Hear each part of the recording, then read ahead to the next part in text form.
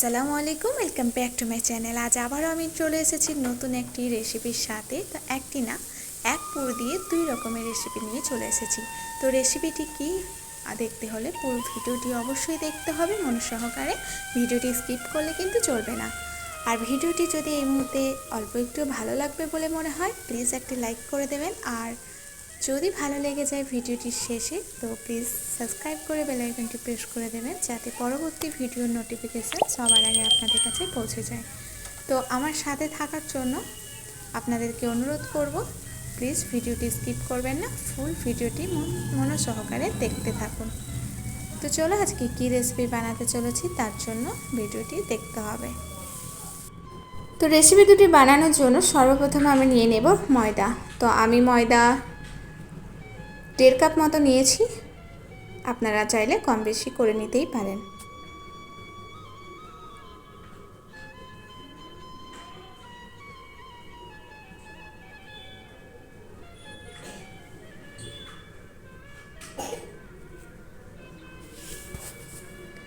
তো এবার নিয়ে নিয়েছি আমি 1 চামচের থেকেও কম লবণ নিয়েছি।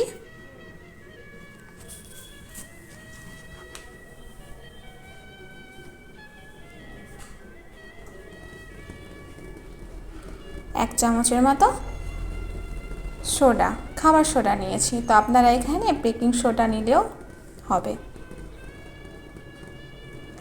এবার নিয়ে নিয়েছি তেল। তো এখানে 2 চামচের মতো তেল আছে, পরে আমার আরও 2 চামচ লেগেছে। তো টোটাল আমাকে 4 চামচ এখানে তেল ইউজ হয়েছে। তো এখানে আপনারা ঘি চাইলে ঘিও ইউজ করতে পারেন। তো আমি এখানে সাদা তেল ইউজ করেছি, কুকিং অয়েল। তো এবার সবগুলোকে আমি খুব ভালোভাবে মিক্স করে নেব।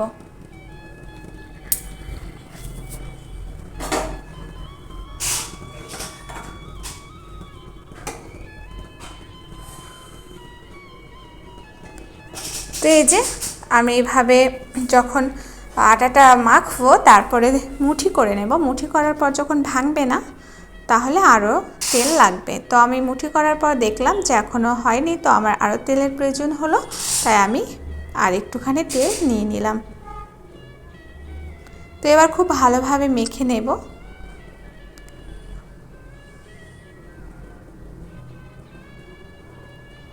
এই যে মুঠি করে দেখছি, এবার যদি মুঠি করে হালকা চাপ দিলেই ভেঙে যায়, তো জানবো পারফেক্ট হয়েছে।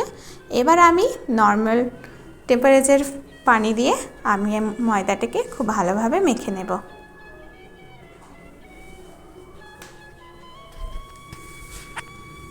খুব অল্প অল্প পানি দিয়ে মাখবো, যাতে খুব বেশি গিলা না হয়ে যায় ময়দাটা। তো সেদিকে লক্ষ্য রাখতে হবে।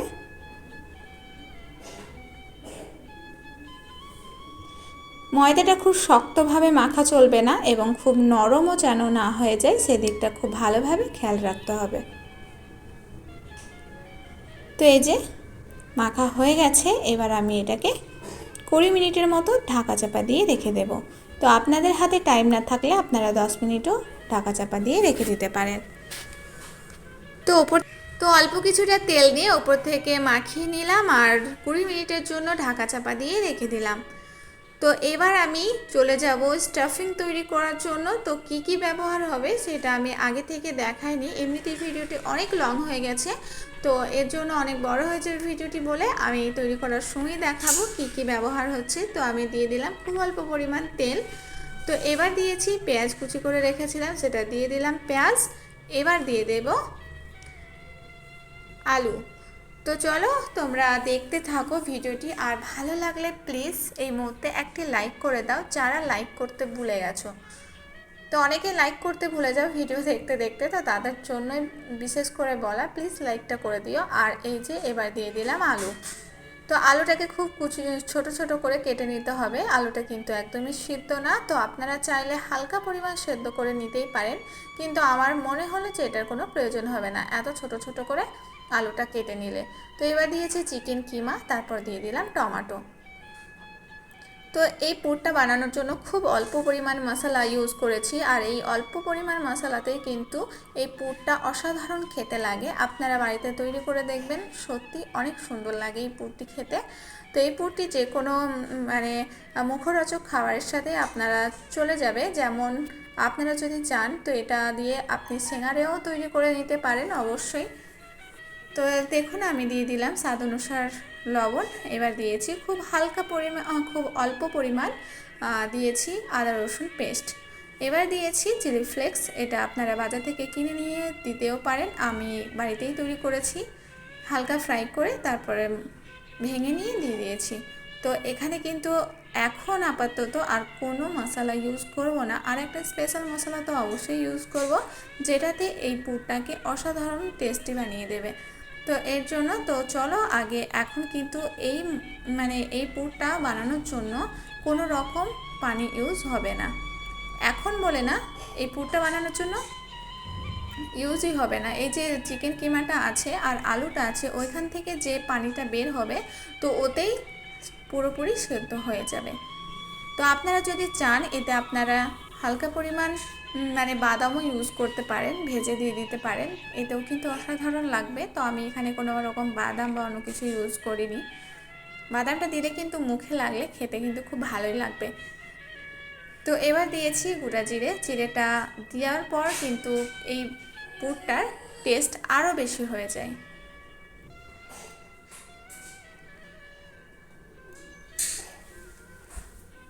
তো এবার আমি কিছুটা নেড়ে এবার আমি ঢাকা চাপা দিয়ে রেখে দেব কিছুক্ষণের জন্য।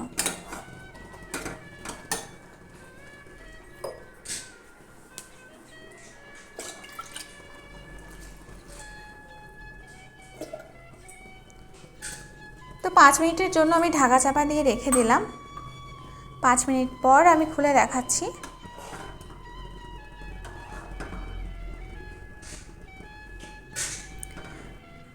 তো খুব ভালোভাবেই সেদ্ধ হয়ে গেছে, সেটা অবশ্যই আপনাদের সামনে শেয়ার করে দেব, দেখিয়ে দেব কতটা ভালোভাবে সেদ্ধ হয়েছে।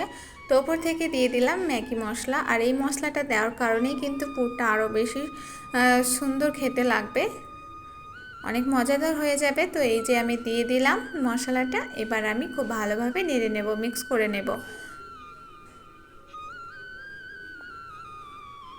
এই পুরটাতে কিন্তু আর কোনো রকম মশলা আমি ইউজ করিনি, আর এতটুকু মশলাতেই এই কয়টা মশলাতেই কিন্তু পুরটা অসাধারণ টেস্ট। তো এই যে হয়ে গেছে, পুরটি পুরোপুরিভাবে রেডি হয়ে গেছে। এবার আমি পুরটিকে ঠান্ডা করতে দেব, আর ঠান্ডা হয়ে গেলে তারপরে মেন প্রসেসটা তৈরি করা শুরু করব। তো এবার আমি চলে যাব রুটি বেলার জন্য। তো আমি যে রেসিপিটা আজকে বানাতে চলেছি সেটা হচ্ছে বাটাটা চিকেন মোমো। তো বাটারা চিকেন মোমোটা সত্যি অসাধারণ খেতে, এটা মন থেকে বানানো, তোমরা বাড়িতে অবশ্যই ট্রাই করো, আশা করছি অনেক ভালো লাগবে, অনেক ভালো লাগবে। তো আমরা চাইলেই মোমোটি যখন তখন বানিয়ে খেতেই পারি, হঠাৎ করে মন হলো খাওয়ার জন্য, তো এটা আমরা ঝটপট বানিয়ে নিতে পারি।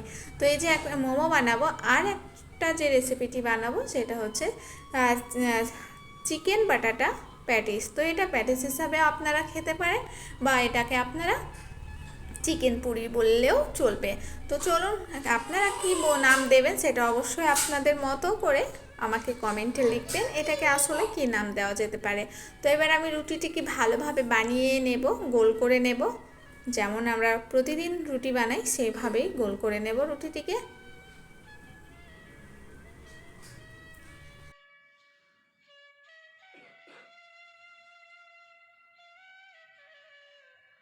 তো আমরা রোজ যেভাবে রুটি বানাই তো সেভাবে একটা গোল রুটি বানিয়ে নিলাম, আর তেল আর ময়দার একটি মিশ্রণ বানিয়ে রেখেছিলাম, সেটি ওপর থেকে মাখিয়ে দিলাম। এটা মাখালে কি হবে, যে আমরা ডিজাইনটি বানাবো সেটা খুব ভালোভাবে তৈরি হবে, চিপকে লেগে থাকবে, এটা শুকনো হয়ে যাবে না।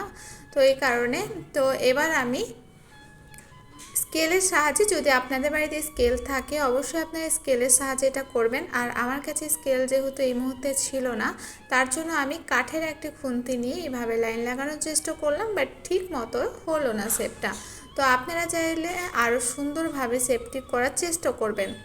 তো এই যে আমি এইভাবে লাইনটি করে নিলাম। তো আমি একটু বড়োভাবেই রাখতে চাইলাম, রুটিটা যেহেতু খুব ছোট ছিল তাই আর বেশি বাড়ালাম না। তো আপনারা এখানে 2-3টে লাইনেও করতে পারেন বড় করে রুটি বানিয়ে। তো আমি যেহেতু ছোট রুটি বানিয়েছিলাম এর জন্য একটাই লাইন দিয়ে কেটে নিচ্ছি রুটিটাকে।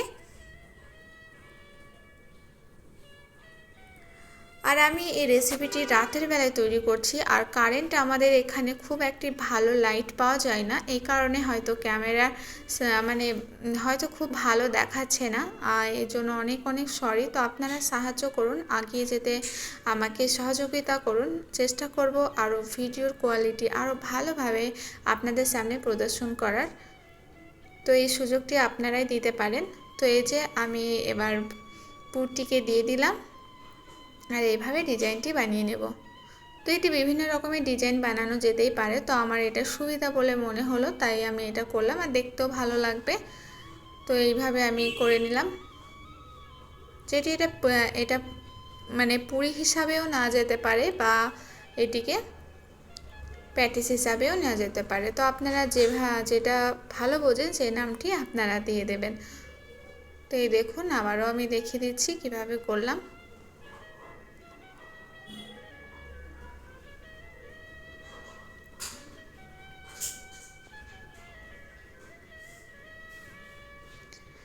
এই রকম মুখরোচক খাবার আমাদের অনেকেরই কম বেশি সবারই ভালো লাগে, কিন্তু বানাতে গেলেই ঝামেলা। তো হাতে যদি আরও 2-3জন থাকে, যেমন মা বোন, এরা যদি সাথে থাকে তাহলে কিন্তু খুব সহজে খুব তাড়াতাড়ির মধ্যে এগুলো হয়ে যায়। আর একা যদি থাকা হয় না, তাহলে কিন্তু এগুলো বানানোর জন্য একটা ঝামেলা মনে হয় নিজেকে।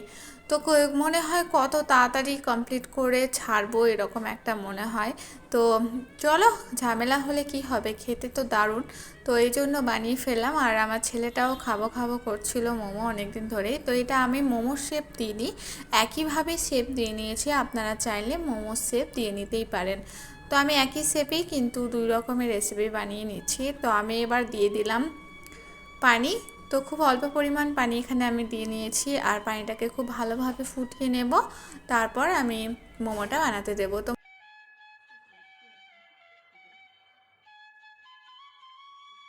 তো এইরকম একটা ছিদ্রজনক একটা থালা নিয়ে নিতে হবে, যেটাতে এভাবে ছিদ্র থাকবে। আর দিয়ে দিলাম আমি তেল, যাতে মোমোগুলো লেগে না যায়, চিপকে লেগে যেন না যায়, এই কারণে আমি দিয়ে দিলাম।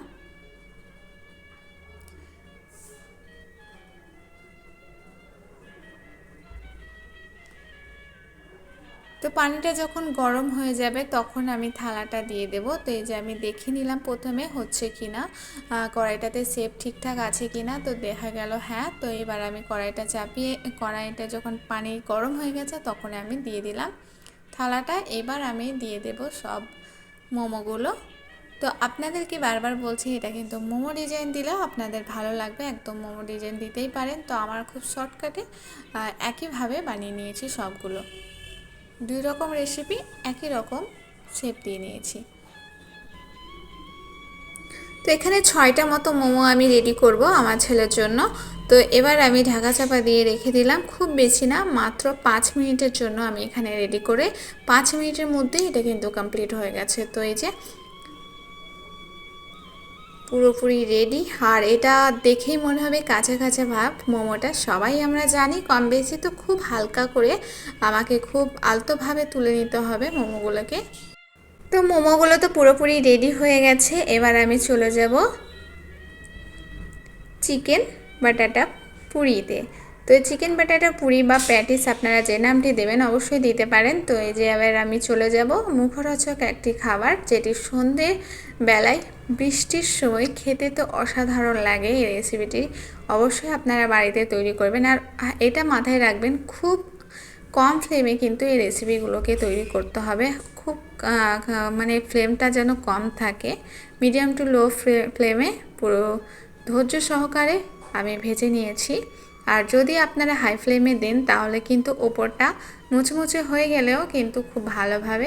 তো এই প্যাটিসগুলো খুব ভালোভাবে ভেজে নিয়েছি, প্যাটিস ঠিক বলা যাবে না। তো এটা যদি আমি কোনো সবজি ইউজ করতাম, যেমন গাজর কুচি কুচি করে কেটে, বা ফুলকপি বলতে পারেন, কুচি কুচি করে কেটে যদি আমি এটা ব্যবহার করতাম, তাহলে কিন্তু এটা পুরোপুরি প্যাটিসে পরিণত হতো। তো এটা ঠিক প্যাটিস বলা যাবে না, সমোসাও বলা যাবে না, পুরিও বলা যাবে না, আবার সবই বলা যাবে। তো একটি মুখরোচক নাস্তা হিসাবে এটি অসাধারণ, আর বৃষ্টির টাইমে কিন্তু খেতে কি বলবো, অসাধারণ লাগে। বাড়িতে অবশ্যই ট্রাই করবেন, বানিয়ে দেখবেন কেমন লাগছে। ভালো লাগলে লাইক কমেন্ট শেয়ার করে দেবেন, সাবস্ক্রাইব করে বেল আইকনটি অবশ্যই প্রেস করে দেবেন। আর বন্ধু বান্ধবীর সাথে কিন্তু বেশি বেশি করে এই ভিডিওটি শেয়ার করতে হবে, যাতে ওরা আমার ভিডিওটি দেখার সুযোগ পায়, আমারও একটু সাপোর্ট হয়। আর তাদেরও যদি জানা না থাকে তো তাদের জন্য ভালো হয়। তো এই রেসিপিটি সত্যি অনেক ভালো খেতে, বাড়িতে অবশ্যই ট্রাই করবেন। তো এতক্ষণ আমার সাথে থাকার জন্য অনেক অনেক ভালোবাসা। আমাকে অনেকটা দূর এগিয়ে নিয়ে এসেছেন। আশা করব আপনারা আমাকে আরও অনেকটা দূর এগিয়ে নিয়ে যাবেন। তো আজকের জন্য এতটুকুই। আবারও দেখা হবে অন্য কোনো রেসিপির সাথে। ততক্ষণ ভালো থাকবেন, সুস্থ থাকবেন। আসসালামু আলাইকুম।